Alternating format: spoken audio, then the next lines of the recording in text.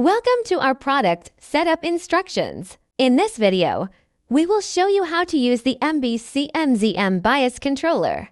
Firstly, we need to build an EOM system.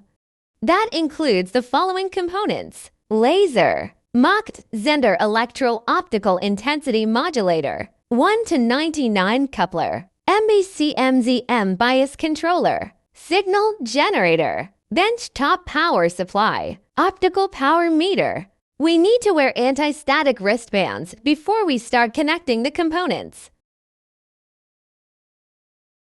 In the first step, we need to connect the laser's output to modulator's optical input port.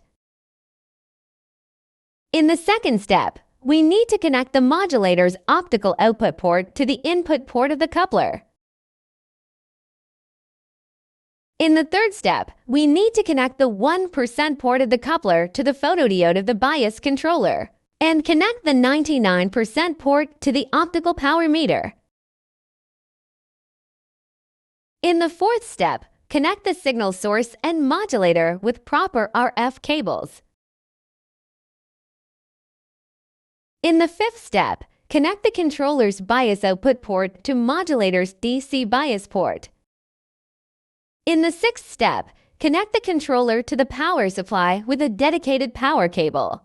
After the connection, now we can set up the parameters of signal source. In this case, we will apply a sine wave with a 1 MHz frequency, 0.5 volts VPP amplitude. For the power supply, the bias controller requires plus or minus 15 volts DC voltage as power input. We need to make sure the red wire of power cable is connected to positive 15 volts. The yellow wire of power cable is connected to negative 15 volts. And the black wire of power cable is connected to the ground port of power supply.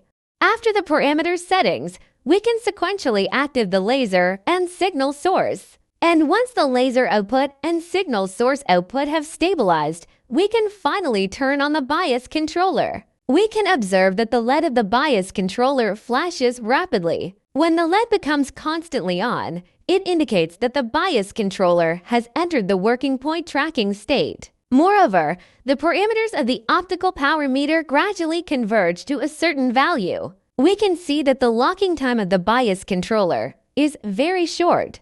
The bias controller has multiple working point modes, and we can switch the working point by setting jumper on bias controller board. The controller is working at null point tracking mode in default. If we want to switch to peak point mode, we can turn off the bias controller, insert a jumper into the PLR pins while keeping the MS pins suspended, and turn on the controller. If you want to switch to positive slope quadrature point mode, we can turn off the bias controller, insert a jumper into the MS pins while keeping the PLR pins suspended, and turn on the controller. If you want to switch to negative slope quadrature point mode, we can turn off the bias controller, insert a jumper into the MS pins, and insert a jumper into the PLR pins, and turn on the controller. The bias controller has a reset port. We can insert a jumper into the RST pins and hold it for 1 second before disconnecting. You can see that the LED starts flashing, indicating a successful reset. The bias controller not only has basic operational functions, but also supports GUI operations. Here we will show how to use the GUI for remote control. Firstly, we need to complete the relevant driver installation according to the operating instructions. Then connect the bias controller to the computer through a USB adapter board. Turn on the bias controller. Run the GUI software. Select the correct COM port and click Launch. The GUI is mainly divided into two functional modules. One is operation settings, and the other is parameter reading. For example, if we need to manually set the voltage, we first switch to manual mode, then enter the expected output voltage value and click Set DSC.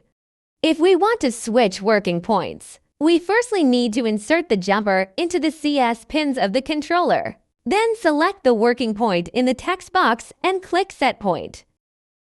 We can adjust the amplitude of dithering signals. Enter the dither amplitude coefficient in the text box and click Set Dither Amp. And please note that this parameter will be stored in ROM and be automatically loaded when bias controller is reset or turned on.